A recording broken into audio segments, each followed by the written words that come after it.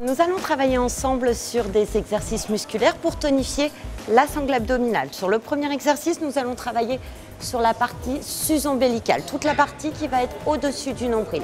Pour ça, je vous invite à vous munir d'un ballon. Si vous n'avez pas de ballon, vous pouvez prendre un petit coussin que vous avez sur vos canapés. Vous les placez derrière la tête et vous tenez le coussin ou le ballon à l'aide de vos mains.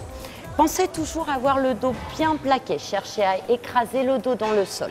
Sur le premier exercice, vous allez chercher à décoller les omoplates, comme si vous cherchiez à regarder ce qui se passe devant vous.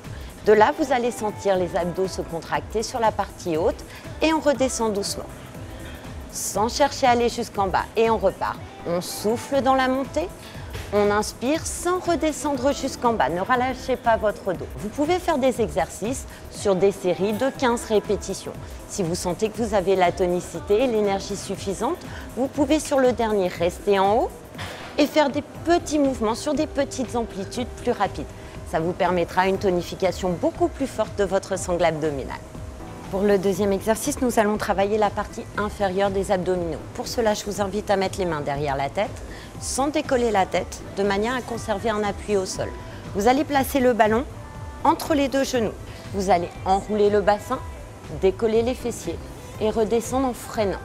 On enroule, on décolle et dans la descente, pensez à maintenir la pression du ballon. On souffle dans la montée et on inspire dans la descente. Pour ce troisième exercice, nous allons travailler le muscle fessier. Je vous invite à vous allonger, vous placez les pieds largeur de bassin et vous placez l'appui du corps sur les talons. Vous allez contracter les fessiers, rentrer le ventre, décoller les fessiers du sol. Très bien, de cette position, contractez les muscles fessiers au maximum, relevez un petit peu plus et redescendez.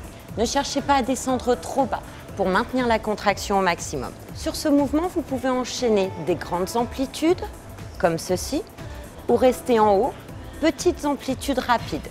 Ça va vous permettre d'avoir une variante au niveau des tonicités. Dans l'exécution des mouvements, si vous le souhaitez, vous pouvez apporter une difficulté supplémentaire. De là, vous pouvez prendre une brique de lait ou une bouteille d'eau que vous allez placer sur la partie basse de votre ventre. Ça vous permettra d'avoir une tonification beaucoup plus importante. Pour ce quatrième mouvement, nous allons travailler la hanche. Donc pour cela, vous prenez une position agréable, allongée sur le côté avec la tête reposée sur votre bras.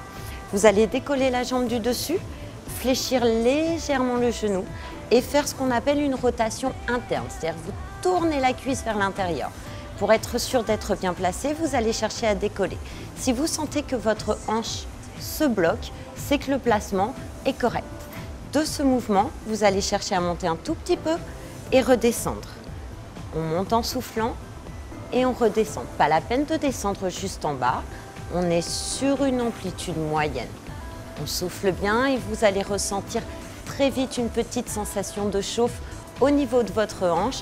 C'est que votre muscle travaille et que vous êtes sur la bonne voie pour l'affinement.